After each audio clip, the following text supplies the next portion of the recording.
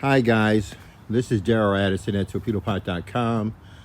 Daryl Addison at Torpedopot.com, and as you know, we have self-growing planters that literally grow your food for you. You don't have to do anything. And right now, we're growing in each one of these planters, besides the lower bottom one here, about 50, around 50 pea plants on average in each planter. I didn't count them. I just threw them in there. I wanted peas. I should have grew a lot more, but I'm thinking that I was harvesting for the pods, but actually I want to show you a different way to harvest also. There are multiple ways to harvest your peas. Peas are cold temperature plants. They do well in cold temperature. They don't like direct sunlight. They don't like a lot of the heat that you would normally get from the sun. These have been in here now for 3 weeks. About a week ago, a week and a day or whatever, they hit a frost 2 days in a row, all of them. And as you know, frost prevents people from growing, but my food is growing right before me, and it's doing it with outside sunlight, natural light, natural water, natural soil, no sunlight, no modified lighting systems. These are all growing outside, okay? Now, as you can see, I could have grown them a lot more denser, but I didn't. Now, the reason why I chose to grow the peas is because they do a lot of nitrogen fixation in the soil. They create little nodules in the soil that allow nitrogen to be dispersed out so other plants can use it.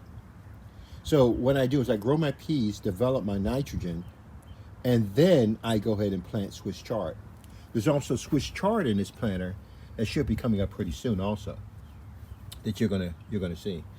And the Swiss chard will come up and use the nitrogen from the peas delivery systems in the soil, and it will start to grow your food also. But I love the peas because you can harvest them in multiple ways. Some people wait for the pods to come in and say, "Oh, what beautiful pods, Mr. Addison. I want to have pods." And that's the type of farmer that I am. I love eating my pods, my pea pods. They were delicious last year. But I kind of regret it because I really want to look at you guys to start looking at peas as microgreens also, okay? So these are a type of microgreen, and they are delicious. Man, they are so delicious. So there's multiple ways to harvest this. The reason why I like these are sugar snap peas. The reason why I like them, they're a cousin of the snow pea. So the snow pea combined with the regular pea creates the sugar snap pea. And it's amazing. So the snow peas are flatter. The sugar snaps are a more rounder looking pea, but they provide so much nutrition. When I go by, I snap a little shoot off because I harvest it in many different ways. I can go and I can harvest the tops of the planters. In other words, I just cut the shoots off. These tall things, we call them shoots. They're shooting out. They're striving for life, and they're pushing themselves forward. So I can cut the shoot down at the base and harvest the whole plant. And you will eat, and it will be great. But it's better. They say the Kofflin leaves are the first set of leaves that come on the plant that you see. The first set of leaves, cut above that. Cut one node above it, like right in there.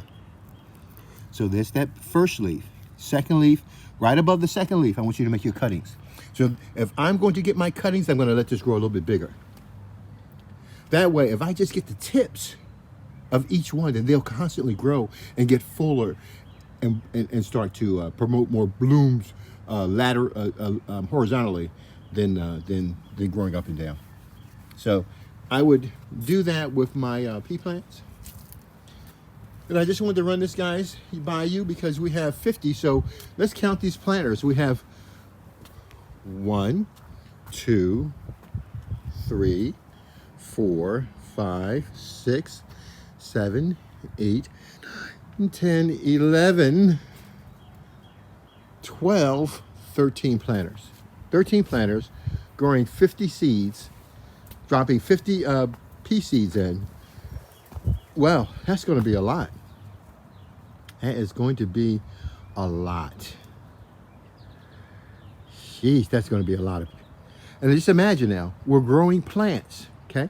So you're looking at the plant. You're not looking at the pod at all. So if the average pea plant has 5 pods, we're doing extremely good. I want you to look at all of these plants because you don't see any of them rotting, turning yellow, going sour, besides that little one right there, that little albino. And look, you have 2 of them in this plant right here. The photosynthesis process kicked off for every last one of them. But you see how different that is? It is so different. It is so unique. And it's so different. It is so, that's how we are. We're all so different. But yet we come from the same root. Now, inside these planters, we also planted 15 Swiss chard seeds, 15 or more. And here are your Swiss chards coming up. They're going to start coming up soon. So we're now have been growing these, so you can make sure you take a look at that. And they're pushing their way through. So we're now in about a 3rd week of growing these plants. So we're looking for maturity in about, what do I say? Maybe about 9-10 weeks. That's what it should be. But we hit through that cold spell, but still they grew. So I have to count that. So I would say we give it about 6 or 7 more weeks to be able to harvest these plants. You and I will walk through them also because we will be eating them early. And I will go through the cutting process with you so that you can enjoy your peas. Do not purchase plants. I know I'm saying this and I mean it, but I love flowers and some flowers are not edible. Try to purchase plants where you can eat every piece of the plant. Don't just wait for the fruit afterwards. I want you to be able to enjoy the leaves. Why? Because most leaves, they're going to sit there and turn yellow and go bad anyhow. Learn to harvest, understand your food, understand how it grows, so you can harvest it and master the art of feeding you and your family. Darrell Addison, talk to you guys later. Bye-bye.